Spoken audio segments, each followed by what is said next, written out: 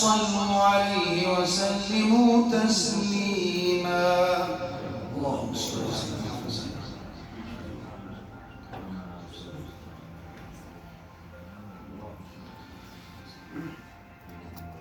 طالبان اندر طلب بشتافتن،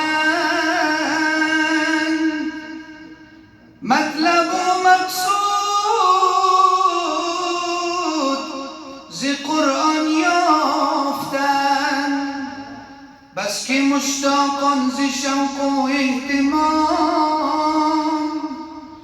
دوست را دیدن از او یافتن کام.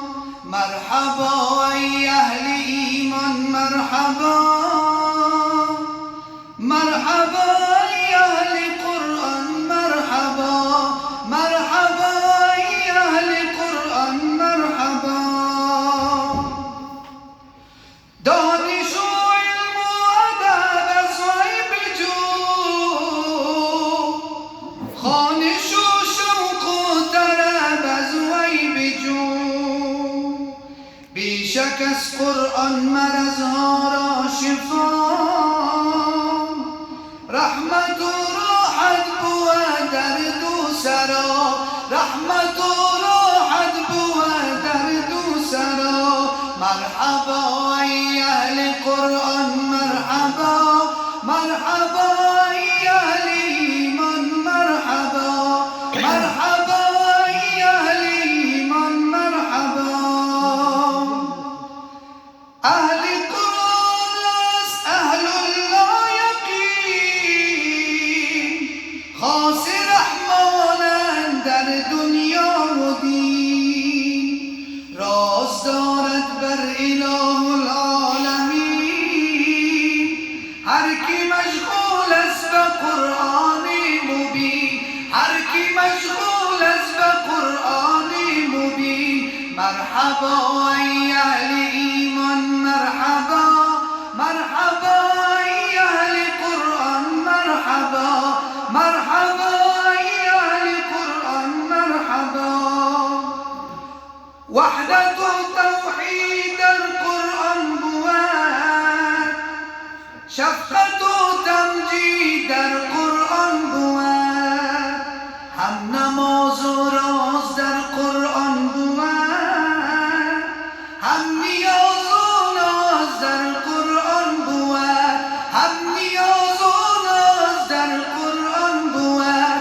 مرحبا ای اهل قرآن، مرحبا حبذا ای اهل قرآن، حبذا حبذا ای اهل قرآن، حبذا.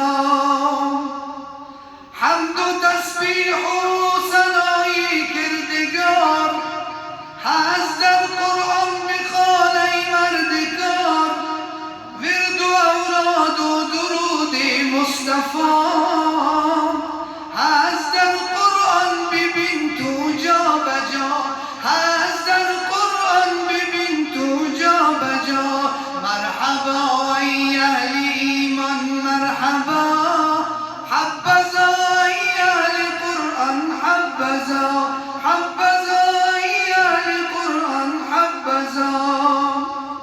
شرع و تقوی و عبادت جملگی، هم طریقت با حقیقت هر یکی.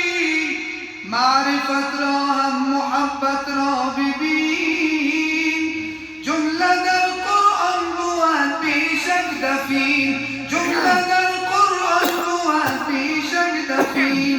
مرحبا ای اهل قرآن، مرحبا مرحبا ای اهل ایمان، مرحبا مرحبا ای اهل ایمان، مرحبا. فانی نام است یارا ای کریم، کن به ارشادات قرآن مستقیم. روشن از انوار قرآنش بکن، از خدا می اهل عرفانش بکن، از خدا می اهل عرفانش بکن. مرحبا ای اهل قرآن، مرحبا مرحبا ای اهل ایمان، مرحبا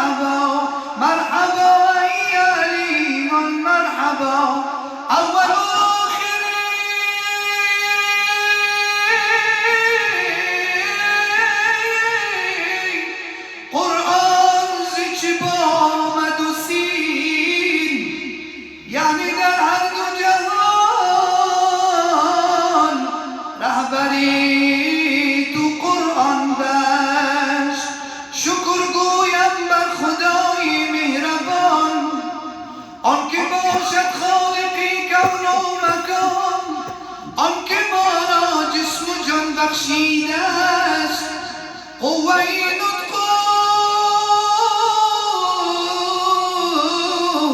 بیان بخشیده است، کرده نازل هر زمان پیغمبری، تا که باشد مردمان را رهبری، ساخت ما را از عطای بیکران، امتی پیغمبری آخر زمان، نام پاکی